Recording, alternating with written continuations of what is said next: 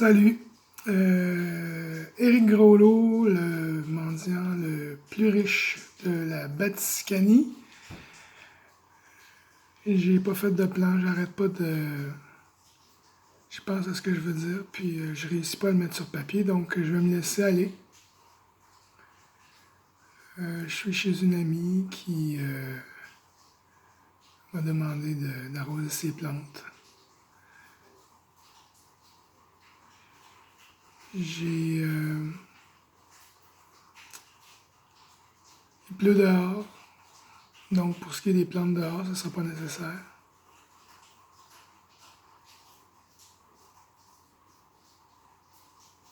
J'ai rencontré du monde hier, pas mal.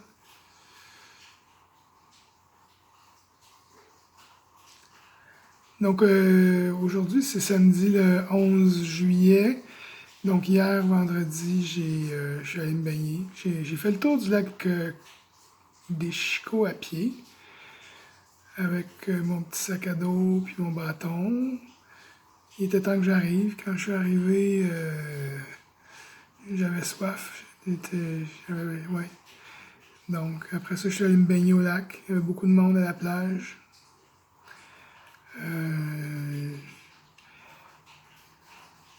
J'ai rencontré un policier parce que j'ai je voulais pas aller. J'avais mon maillot de bain dans mon sac à dos. Donc sur le coup, je me suis dit je fais ça sur la plage. Puis je dis je vais me tasser un peu quand même. Donc je suis allé sur la presqu'île, il y a une presqu'île. Puis, il y avait des gens sur la presqu'île, mais bon, je me suis envoyé dans un coin. Ils m'ont vu. J'ai fait ça vite.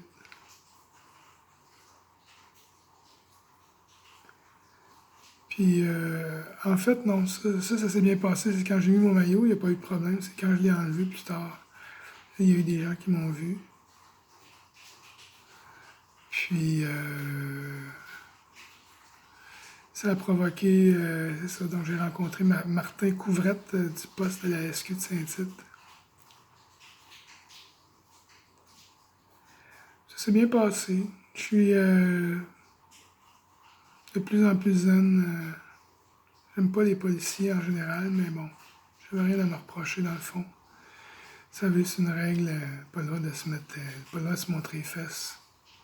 C'est pas Joël Gendron, cette règle-là, c'est pour ceux qui abusent, c'est pour ceux qui se ramassent à 12 en train de faire des jeux. Donc moi, j'ai rien fait de mal, j'ai rien à cacher, je serais pas faire la queue, j'irais pas dans un endroit moins propre que dehors. Là. Tout va bien. Bon. Donc ça s'est bien passé. Au policier, moi j'ai parlé de ma mission. J'ai dit que je trouvais que le COVID, puis tout ça, les règles, je trouvais que les limites que nous impose la société sont de plus en plus contraignantes. Donc moi, je lui ai dit que j'étais un genre de... Je repousse les limites. Donc il était réceptif à ça. Je me suis engagé la prochaine fois à peut-être me cacher un peu plus. J'aurais peut-être pu faire un peu... Ouais, bon. Voilà. Ensuite de ça, qu'est-ce que j'ai fait? J'ai rencontré... bon, on va passer un bout. À un moment donné, j'ai rencontré... j'étais allé manger Tequila Mix. Pardon. Qu'est-ce que je raconte? Un lapsus. Tequila Mix fermé. C'est boulevard Saint-Laurent à Montréal, près de... en face du petit parc portugais, entre Marianne et Rachel. On est allé là souvent, ma famille et moi. Donc, je suis allé chez Taco El Sombrero, chez Doris. C'était bon. J'ai rencontré Pierre Marchand et Lucie Brochu et Christopher. Ah oui, au préalable, j'avais rencontré M. le maire, puis à un moment donné, il me dit, il me regardait avec mon bâton, là, puis il me dit, la prochaine fois que tu viendras au bureau municipal, tu laisseras ton bâton dehors. Voyons, mon bâton, Pourquoi? Ah, ils ont peur que tu les frappes. Ah bon? Fait que moi, c'est pas mon genre. Je serais plutôt du genre à éduquer les gens, là. Mon bâton fait partie de, on va dire, mon personnage, oui, parce que je suis en mission. Ça me rappelle ma mission. Ça cause, ça provoque des conversations. Ça a une utilité, plein d'utilités. On pourrait élaborer. Donc, c'est ça. Donc, par la suite, je me suis amusé à... les gens que je rencontrais, je leur dis, est-ce que je vous intimide avec mon bâton? Est-ce que je vous fais peur? Il n'y a personne qui a dit non. Évidemment, les gars, ils disaient non. Puis les femmes, ben, j'arrivais tranquillement quand même. Je faisais pas exprès. J'arrivais pas en courant. Donc, par la suite, quand je suis ressorti, j'ai revu M. le maire à un moment donné. Puis, je lui ai dit qu'il fallait faire de l'éducation du personnel du bureau municipal. Leur expliquer que je suis un bon gars. Comme je disais, je suis dans l'amour infini. Moi, je suis pas là pour faire du trouble, au contraire. Je suis là pour en éviter. Parce que si des gens comme moi n'étaient pas là, ben, les gens joueraient encore plus les moutons, hein? On s'alignerait encore plus devant les commerces, puis on serait encore plus conforme, hein? C'est ça. Donc on doit absolument, c'est impératif, c'est vraiment ça presse, il faut faire quelque chose. J'écoutais Aline Lafont tout à l'heure. J'écoutais Aline Lafont, elle a fait partie d'un regroupement. Il y a un groupe Facebook qui s'appelle Québec avec 2 K. K-A. K-E-B-E-K. Donc, Aline Lafont. Elle écrit parfois son nom sans E.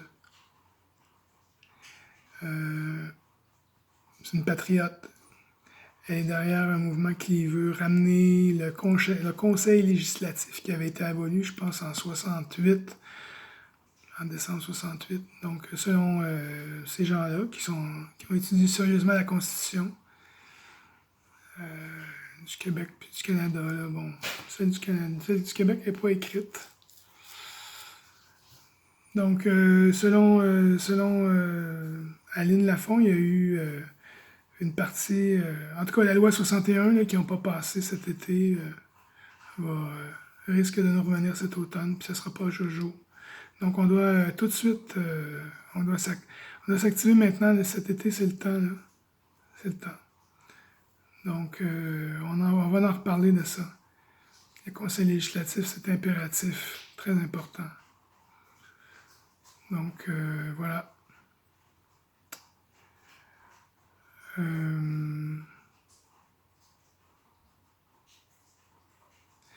Donc, hier aussi, j'ai rencontré mon ami Jeannot. Puis il dit comme ça, il dit toi, là, il dit que tu crois pas à ça, là, le virus, le COVID, etc. Là. Non, Jeannot, je crois pas à ça du tout, là. Donc,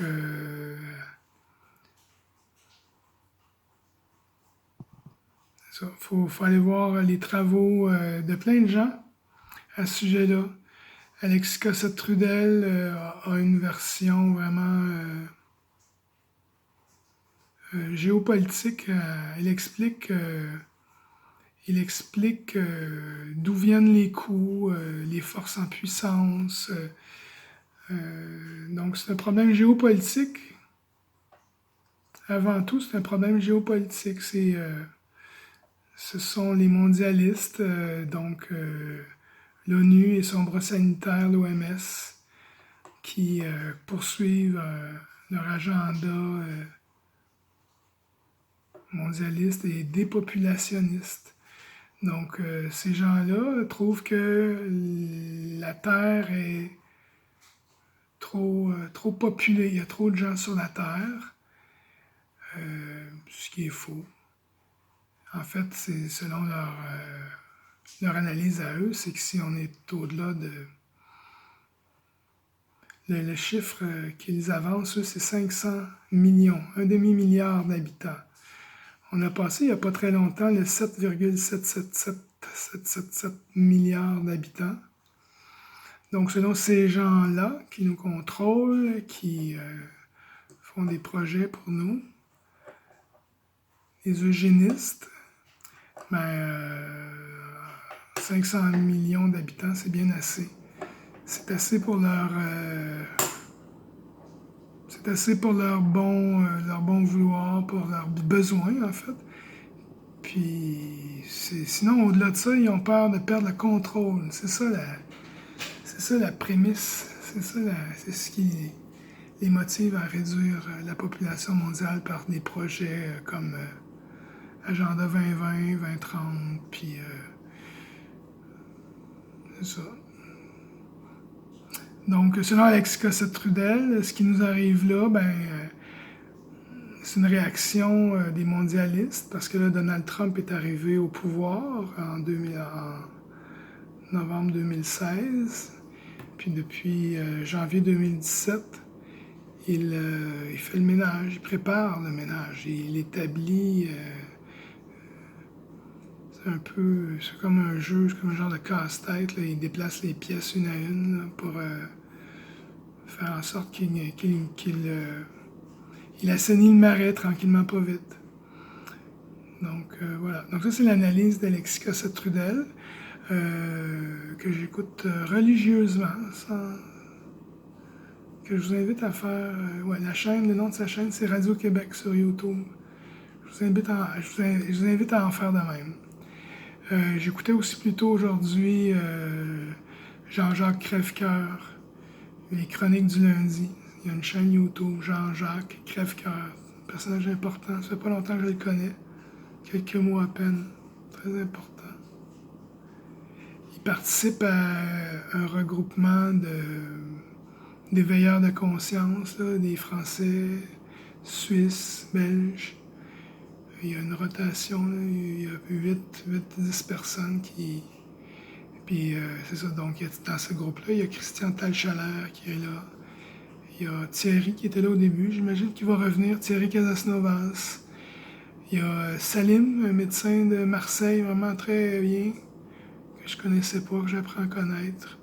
Aujourd'hui, il parlait des maladies causées par les médicaments. On est vraiment dans une dictature imposée par la mafia médicale. C'est vraiment ça. C'est ça. Comme j'expliquais à Jeannot, la mafia, elle protège le pizzaiolo, hein?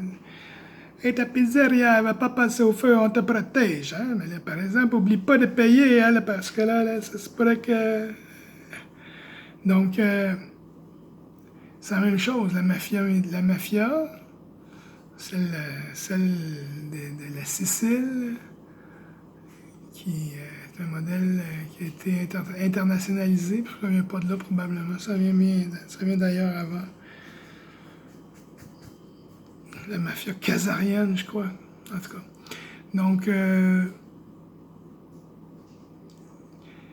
la mafia médicale s'inspire de ça. C'est la peur, c'est un régime de peur, un régime de terreur.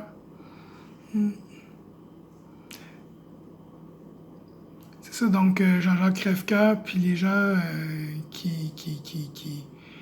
dont il s'entoure, là, parlent de la fausse théorie des virus. Puis quand Pasteur, il n'a jamais fait l'unanimité. Hein. Pasteur était opposé dans son temps à Antoine Béchamp. Pasteur, lui, faisait des expériences sur des tranches de pain mortes. Hein, la moisissure, les bactéries, les choses comme ça. Tandis que le médecin Béchamp, lui, il faisait des études sur les corps vivants, ce qui a beaucoup plus de sens. Donc, les gens de la gang à Christian Talchalère et Thierry Casasnovas sont dans ça, dans l'holothérapie, dans le fait qu'on est un organisme vivant, complet, puis même qu'on aurait d'autres dimensions plus subtiles, hein, moins physiques. Donc, puis il s'agit d'équilibrer tout ça. Mais cette deuxième position-là, cette théorie-là, ne fait l'affaire de personne. Il n'y a pas d'argent à faire. Ben, en fait, ça fait votre affaire à vous. Ça va l'affaire quand vous allez vous être libéré du cartel pharmaceutique, de l'emprise des pharmaceutiques. Mais donc ça ne fait pas l'affaire de ceux-ci parce qu'il n'y a pas d'argent à faire avec ça. Moins tu manges, mieux tu vas te porter. Puis meilleure est la qualité de tes aliments. Donc plus tu te rapproches de ton jardin, plus tu t'éloignes de métro, IGA et autres traditions, l'oblast. Donc plus tu t'éloignes de ces gens-là, meilleures sont tes chances d'avoir une bonne qualité de vie, qualité au niveau de la santé. Donc, c'est ça. Donc, la mafia médicale dit que si tu es malade, ils vont te donner la santé. Puis, les hygiénistes, les vitalistes, le deuxième groupe, là, ceux que je défends, ceux pour qui je travaille, non, ceux pour qui j'agis, Donc, ces gens-là disent que la maladie, comme la santé, c'est le résultat de nos choix. Si on fait des bons choix, des choix qui sont cohérents avec la vie, si on donne une chance à notre corps divin de se nettoyer au fur et à mesure, de se drainer des toxines et autres trucs, on va être en grande santé. Puis moi, je pense que je maîtrise ça. Je pense que j'en suis une preuve. Là. Je mange une fois par jour, passer 18 heures. Puis, c'est ça. Donc voilà, ça fait déjà 17 minutes qu'on parle. Donc, on va arrêter ça là. Donc, je compte sur vous. J'ai besoin de votre argent. Vraiment. Votre argent en premier. Parce que ça va permettre de créer, de faire des choses concrètes, acheter des choses des propriétés qui vont créer un mouvement d'entraînement. Donc, c'est important de faire ça. Moi, je fais ça dans une logique de partage. Comme je dis aux gens, moi, il y a 5 ans, je me suis remis en question, j'ai étudié ma situation, le système dans lequel on vit. J'ai découvert des choses, puis maintenant, je suis dans une dynamique de partage. J'ai vu plein de gens qui comme moi, ont découvert des choses, puis qui sentent l'obligation d'en parler. Donc, on doit embarquer là-dedans. On doit au moins aller voir. Puis, comme je dis souvent, c'est en parcourant un dossier de fond en comble qu'on peut avoir la certitude qu'on fait les bons choix.